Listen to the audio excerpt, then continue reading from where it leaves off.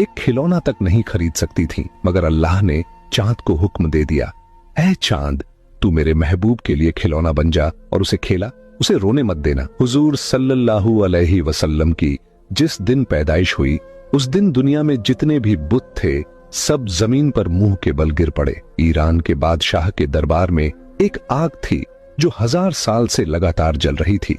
लोग उसकी पूजा करते थे, मगर हुजूर नबी करीम सल्लल्लाहु अलैहि वसल्लम की पैदाइश के वक्त अचानक वो आग बुझ गई और उस बादशाह ने अपने महल में अपनी शक्ल की 14 लाइटें बनवा रखी थीं, मगर हुजूर सल्लल्लाहु अलैहि वसल्लम की पैदाइश पर वो सारी लाइटें जमीन पर गिर पड़ीं। अगले दिन दोपहर के वक्त एक यहूदी आदमी अपना सामान बेचने के लिए मक्का आया हुआ था।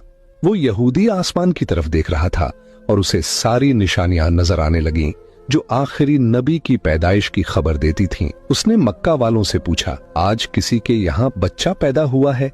लोगों ने जवाब दिया, हाँ, फला फला औरत के यहाँ लड़का हुआ है। ये सुनकर उस यहूदी ने कहा, नहीं, मुझे ऐसे बच्चे के बारे में बताओ जिसका बाप न हो।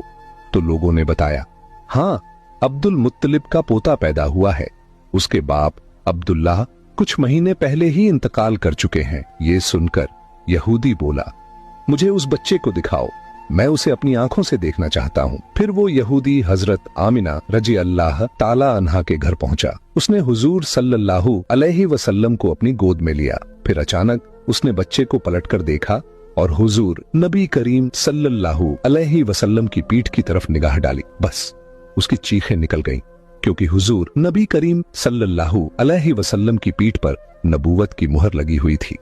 जब उस यहूदी ने नबूवत की ये मुहर देखी तो वो रोने लगा और कहने लगा, हाय अफसोस, आज यहूदियों के हाथ से नबूवत निकल गई।